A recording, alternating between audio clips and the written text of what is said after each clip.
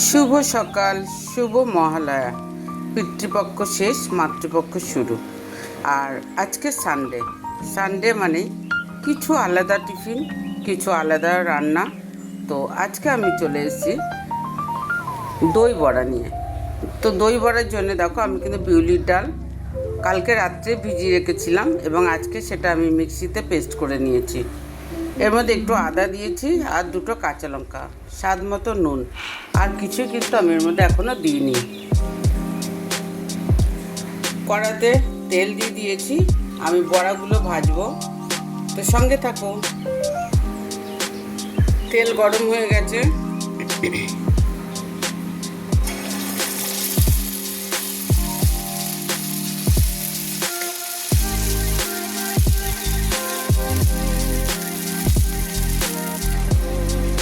বড়া কিন্তু আমার ভাজা হয়ে গেছে কিছু।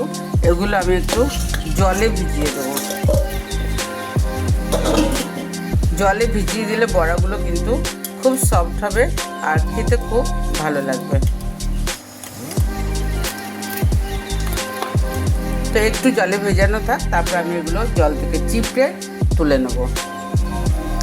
এর জন্য আমি দই বড়ার জন্য নিয়েছি, দেখো দইটাকে ফেটিয়ে রেখেছি। এর মধ্যে দেবো একটু গোলমরিচ, একটু ঝুরি ভাজা,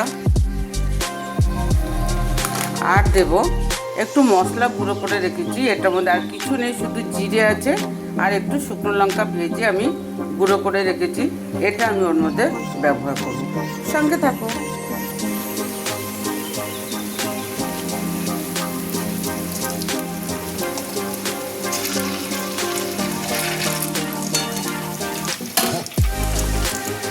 তো একটা সাইড হয়ে গেছে, একটা সাইড আমি ঘুরিয়ে দিয়েছি। এমনি করে কিন্তু আমি পর সবগুলো বড়া এইভাবে ভেজে নেব। বড়া কিন্তু আমার ভাজা হয়ে গেছে, দেখো দু পিঠই লাল হয়ে গেছে।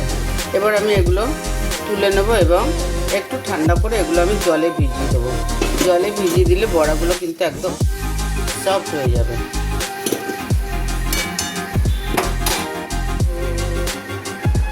আমি দই বড়া বানানোর জন্য এখানে আমি একটু দই ফেটিয়ে নিয়েছি, উপরে দিয়ে দিয়েছি আমি একটু হালকা মশলা, জিরে আর শুকনো লঙ্কা আমি বেটে ভেজে গুঁড়ো করে রেখেছিলাম। এর মধ্যে দিয়ে দেবো আমি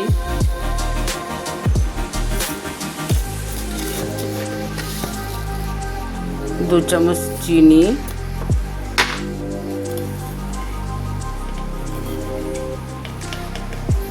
দেব স্বাদ মতো নুন।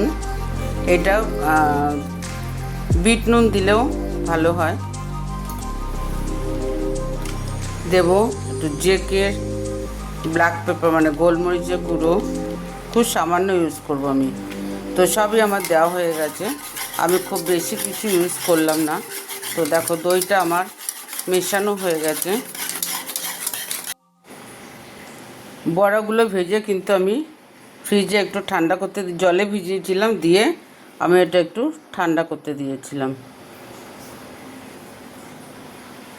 এবার আমি কি করব, এই যে দইটা আমি ফেটিয়ে রেখেছি সব কিছু দিয়ে, এই দইটা আমি এর উপরে দিয়ে দেবো।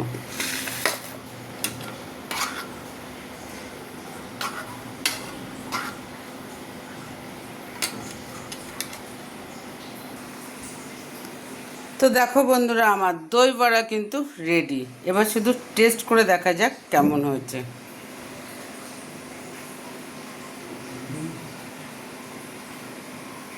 তোমরা কমেন্টে কিন্তু অবশ্যই জানাবে দই বড়া কেমন হয়েছে। আমি কিন্তু সকাল থেকে অনেক পরিশ্রম করেছি, ডাল বেটেছি, রাত্রে ভিজিয়ে রেখেছিলাম, সেই ডাল বেটেছি, তাকে বড়া বানিয়েছি, দই ফেটিয়েছি, বড়াগুলো জলে ভিজিয়ে তাকে ফ্রিজে রেখেছি, তারপরে কিন্তু আমার পপার তৈরি হচ্ছে। তো সবাই ভালো থেকো, সুস্থ থেকো, দেখা হবে, কথা হবে পরের ভিডিও।